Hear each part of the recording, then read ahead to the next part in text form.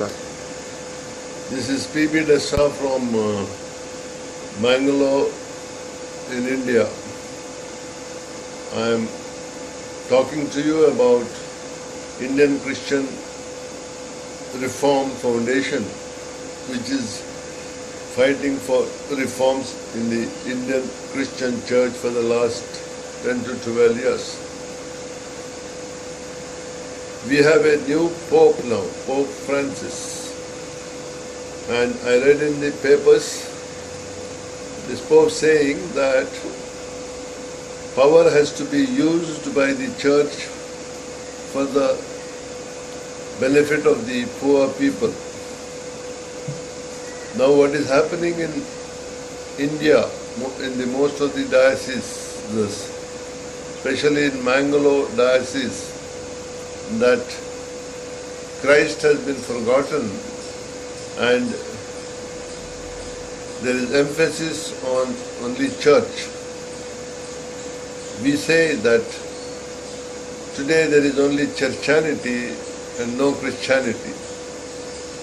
Church has become a large corporate house,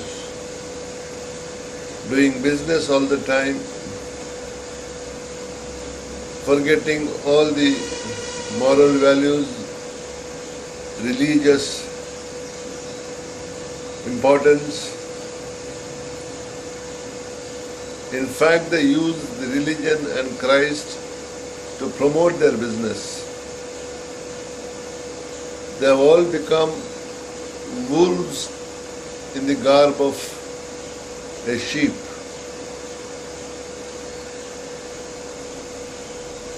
Poor people who have been occupying lands for the last 3-4 generations, more than 100-150 years in Bangalore diocese, are being evicted, just like what Government of India is doing, evicting the tribals, evicting the Adivasis, evicting the forest dwellers, and selling the lands to multinationals.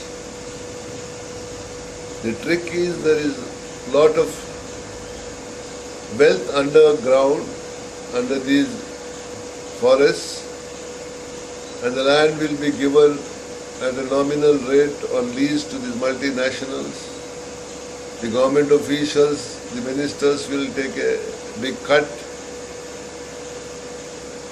and first evict the Adivasis and occupiers under the Land Acquisition Act, ignoring the various acts and orders by the Supreme Court about rehabilitation of evicted people for developmental reasons. There is no real development. Development should increase the happiness of man. Today the development is only development of rich people, in which even church is included. Church is a legal entity, legal person who has forgotten Jesus Christ. He is using Jesus Christ as a mascot or as a symbol, and the small percentage of clergy, priests who are controlling the entire wealth of Christian church, that is 99.9% of the Christian laymen, these clerics, these priests are enjoying and wasting the wealth of the poor Christians. All assets of the church have been built by the people, by Christians over the years, by giving donations to the church. Lands are being donated. When Britishers were ruling India, they had donated lot of lands. Lot of kings, Hindu kings in India donated lands to this church because they found that the work being done by the priests, then missionaries, was useful and good and helpful for the Indian people, and that's why they welcomed these priests and gave them all facilities. But today, after nearly 100, 150 years, things have changed. They've all become worldly. They have all amassed wealth, and all the properties are transferred in their name. Incidentally, I must create awareness amongst the world community and tell you that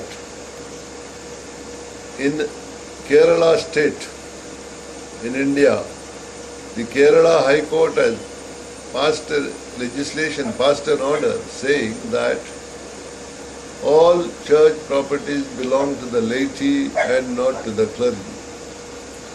Now to take over these lands, these properties, these assets from these clergy, we'll have to fight a battle in the courts as well as in the streets. Easily they will not give up power. This is human nature.